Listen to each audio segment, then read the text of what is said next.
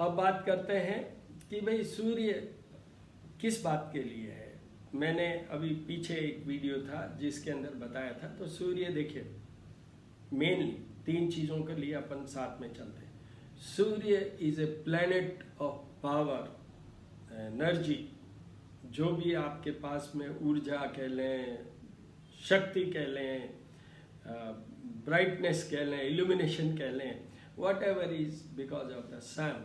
And ये आत्मा के कारक हैं, ये आत्मा के कारक हैं। तो इस तरीके से ये सूर्य हैं।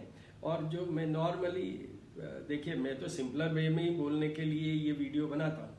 प्रोफेशनल जैसे बनाते हैं उसमें वो मेरा एक वर्ड होता है, let's make astrology simpler. How to go in astrology in a simpler way, how to जज your horoscope in a simpler way. I always keep, जैसे रेमेडीज भी है, whatever the remedies I recommend, they are also very simple and very easy to do. A common man can do it. जो professionals होते हैं, मैं उनको criticise नहीं कर रहा हूँ, बट अगर हम किसी को उपाय बताएं या ज्योतिष बताएं और वो इतनी कॉम्प्लिकेटेड हो उपाय जो किसी से हो ही नहीं सकते हो, तो फिर उन उपायों को बताने का क्या फ़ायदा, बताइए। तो इस वे से मेरी थिंकिंग थॉट प्रोसेस चलता है। नाउ मैंने जैसे पिछले वीडियो में बताया था, सबसे पहले सूर्य, मैंने अभी का पावर।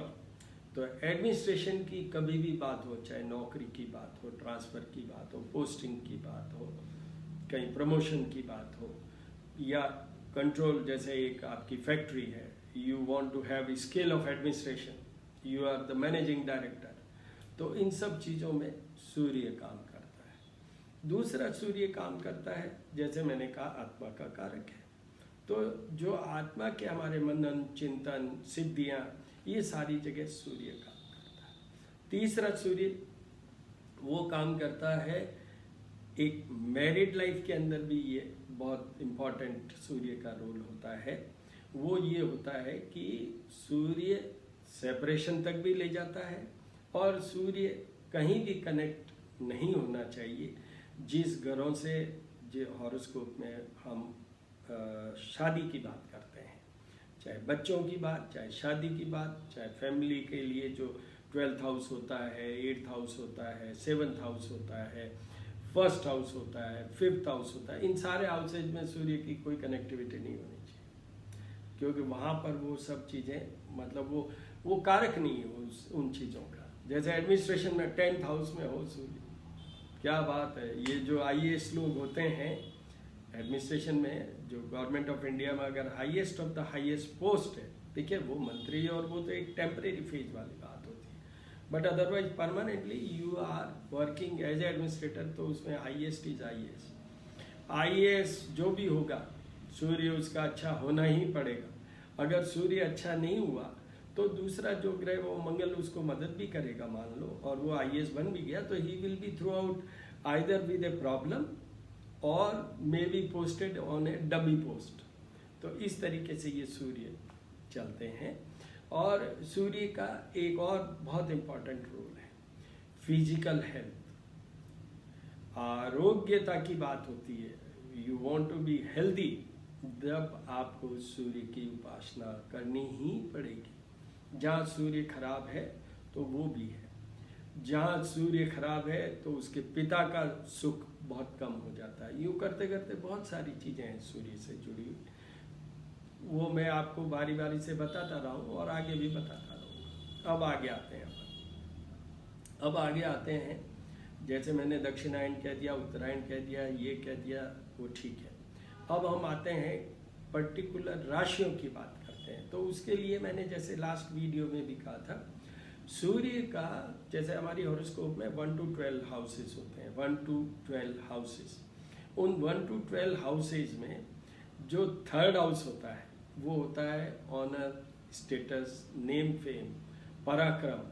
हम क्या होंगे, हमारे इस संसार में या सोसाइटी में क्या स्टेटस होगा, क्या हमारी प्रसिद्धि होगी, ये 3rd हाउस से देखा जाता है। जो लीडरशिप, करेजियसनेस, वो भी 3rd हाउस से देखा जाएगा। जो लीडर होते हैं उनके भी वो सूर्य थर्ड हाउस में होता ही है, कहीं न कहीं से कनेक्ट होता ही है। दूसरा, जिस घर में सूर्य अच्छा माना जाता है वो है सिक्स्थ हाउस।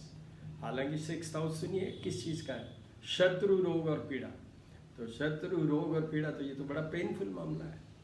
पर यहाँ पर सूर्य अगर है तो शत्रु होंगे, पर वो शत्रु अपने आप नष्ट हो जाएंगे। They will be killed by themselves, मतलब उसमें उनको कोई प्रयत्न नहीं करना पड़ेगा जिनके सूर्य ऐसा होगा तो। दूसरा, शत्रु, रोग और पीड़ा, तो आरोग्यता का है ये वाली। फिर भी मेरे एक्सपीरियंस में बहुत शुभ है सूर्य सिक्स्थ हाउस में। वो ये एडमिनिस्ट्रेशन और पावर, जो मैंने आपको कहा, ये आईएएस लॉबी की बात की, मेरे कई क्लाइंट्स हैं जो आईएएस हैं, उनके सिक्स्थ हाउस में भी सूर्य है, बट दे आर आईएएस। यहाँ पर एक चीज़ ये सूर्य कमज़ोर हो जाता है एक एरिया में, वो है हेल्थ के एरिया। Normally they are not found very healthy, but otherwise they will be having a good post, name, fame, ये सब। और वो आत्मा का कारक है, तो इसलिए वो सब भी उनके अच्छा आता है। दो एरिया में वो नुकसान करता है सूर्य। एक, उनके पिता उनसे बड़े नहीं होते, मतलब बड़े इन द सेंस पिता ठीक ठीक होंगे, फिर वो खूब अच्छी हाइट लेंगे सोसाइटी में, नेम फेम में, बेटा, या फिर पिता का सुख कमजोर हो जाता है, कमजोर हो जाता है। तो इस तरीके से वो सिक्स्थ हाउस।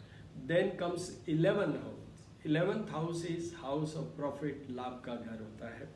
उसमें अगर सूर्य है तो आप ये सोच लीजिए कि आपका जो भी आप करेंगे through the administration, may be A business, may be what ever, you will get the name fame because of the working of that condition। मतलब जैसे आपने फैक्ट्री डाली, एक नया प्रोडक्ट आपने इवॉल्व किया या इन्वेंट किया, उसमें आपको बहुत नाम होगा, आपको बहुत लाभ भी मिलेगा। और अगर आप एडमिनिस्ट्रेशन में गए तो आपके ideas when you put on the file, you whatever the policies you make, whatever the suggestions you give, that will definitely get very good rating. Your confidential report will be more than excellent. I have one client, या मैं मेरे बता ही देता हूँ, client नहीं है वो, मेरे एल्डेस्ट ब्रदर, जिनके सूर्य 11th हाउस में था और थर्ड हाउस में उनके शनि का कॉम्बिनेशन था, मतलब थर्ड हाउस में शनि भी बहुत अच्छा है। तो उनकी जो कॉन्फिडेंशियल रिपोर्ट में his chairman wrote, he is a unique person, but there is no word in government job unique person. वहाँ तो outstanding is the final remark which is given by the officers for the subordinates, but he wrote all this and he explain के why he is writing unique person. तो इस तरीके का ये सूर्य फल देता है।